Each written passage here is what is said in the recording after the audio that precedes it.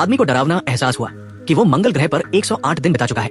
वो अपने जीवित होने का संदेश पृथ्वी पर भेजने के लिए पूरी ताकत से खोज करता है और आखिरकार 1997 में मंगल पर छोड़े गए पाथफाइंडर को ढूंढ लेता है।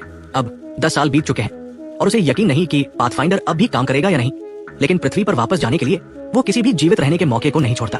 वो पाथफाइंडर को बिजली से जोड़ता है और सफलतापूर्वक 10 साल से बंद पड़ी मशीन को चालू कर देता है और सिग्नल रिसीवर को अपने सबसे करीबी स्पेस स्टेशन की ओर घुमाता है। जल्द ही पृथ्वी पर स्पेस सेंटर के कर्मचारियों को पाथफाइंडर के चालू होने का संकेत मिलता है और वे सीधे मंगल पर पाथफाइंडर के साथ सिंक कर सकते हैं। इसी समय मंगल पर मार्क भी देखता है कि पाथफाइंडर अपने आप चलने लगा है। हालांकि ये पुराना उपकरण 6.5 करोड़ किलोमीटर की दूरी पर है और उन्हें एक संदेश भेजने में 30 मिनट लगते हैं, लेकिन इससे मार्क को पता चलता है कि वो पृथ्वी पर स्पेस एजेंसी से जुड़ चुका है और वो तुरंत बेस में वापस जाता है। कुछ व्हाइट बोर्ड ढूंढता है, उन पर कुछ सरल शब्द लिखता है और फिर हथौड़े से उन्हें कैमरे के सामने लगा देता है। आधे घंटे बाद पृथ्वी पर स्पेस एजेंसी को मंगल से भेजी गई तस्वीर मिलती है और ये नतीजा उन्हें बहुत खुश करता है। हालांकि वे सिर्फ कैमरा घुमाकर मार्क को संदेश भेज सकते हैं, लेकिन कम से कम उनके बीच संपर्क स्थापित हो चुका है। उनके बीच संदेशों का आदान प्रदान करने के लिए मार्क ने 16 अंकीय प्रणाली का उपयोग करने का सोचा। उसने पाथफाइंडर के चारों ओर एक गोला बनाया और फिर हर एक निश्चित दूरी पर एक बोर्ड रखा जिसमें हर बोर्ड एक अक्षर को दर्शाता था। स्पेस एजेंसी में भी यही किया गया। इस तरह वे कैमरा घुमाकर संबंधित अक्षर की ओर इशारा कर सकते थे और मार्क उसे लिख लेता। सरल डिकोडिंग से वे उसके भेजे गए संदेश को समझ सकते थे, लेकिन इस प्रक्रिया में बहुत समय लगता था और वे सिर्फ एक वाक्य का आदान प्रदान कर पाए थे।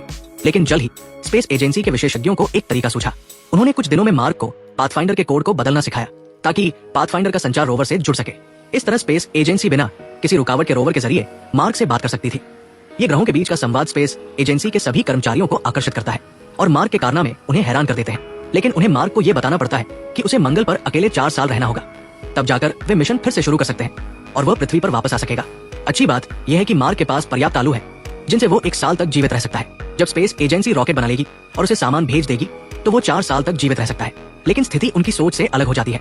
उसी रात जब मार्क लैब में जाता है तो प्रेशर चैनल में खराबी आ जाती है। लैब कहीं से टूट जाती है जिससे अंदर और बाहर का दबाव अलग हो जाता है और आखिरकार लैब में भयंकर धमाका होता है। मार्क के हेलमेट में दरार आ जाती है और ऑक्सीजन तेजी से लीक होने लगती है। हालांकि वो टेप से हेलमेट की दरार को बंद कर देता है और अपनी जान बचा लेता है। लेकिन जब वो लैब में वापस जाता है तो पाता है कि पूरी लैब मंगल के वातावरण में खुल गई है और वहाँ बर्फ जम गई है। उगाए गए आलू भी ठंड से मर जाते हैं, जो उसकी एकमात्र जीवन रेखा को तोड़ देता है। उसे ये खबर स्पेस एजेंसी को बतानी पड़ती है। इस गंभीर स्थिति के सामने स्पेस एजेंसी को रॉकेट बनाने की गति बढ़ानी पड़ती है और सिर्फ 1 महीने में रॉकेट तैयार हो जाता है। लेकिन उनके पास समय कम है क्योंकि मार्क के पास सिर्फ 400 दिन का खाना बचा है। दबाव में स्पेस एजेंसी को बिना पूरी जांच किए रॉकेट लॉन्च करना पड़ता है। अगर सब कुछ ठीक रहा तो मार्क खाना खत्म होने से पहले सामान प्राप्त कर लेगा।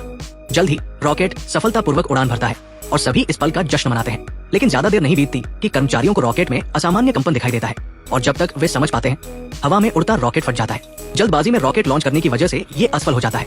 अगर वे फिर से रॉकेट बनाने का समय लेते तो मार्क मंगल पर भूख से मर चुका होता। एक असहायता का एहसास उन पर छा जाता है।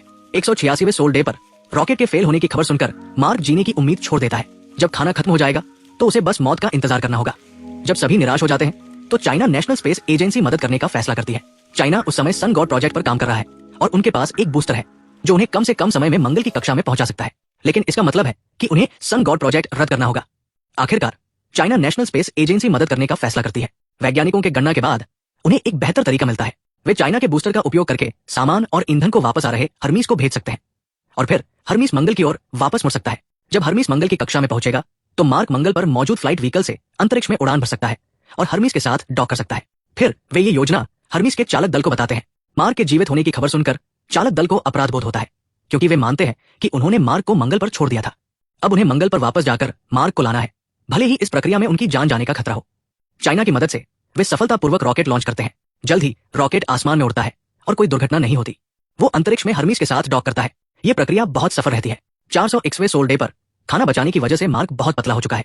हर्मीस को मंगल की कक्षा में पहुंचने में अभी 100 दिन लगेंगे और मंगल पर मौजूद फ्लाइट व्हीकल मार्क से 60 दिन की दूरी पर है। इस दिन वो बेस छोड़ देता है।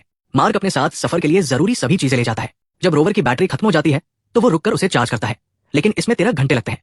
इस दौरान वो मंगल पर मौजूद कई अनदेखे पहाड़ों को घूमता है। 524वें सोल डे पर मार्क आखिरकार एरेस 4 के लैंडिंग साइट पर पहुंच जाता है।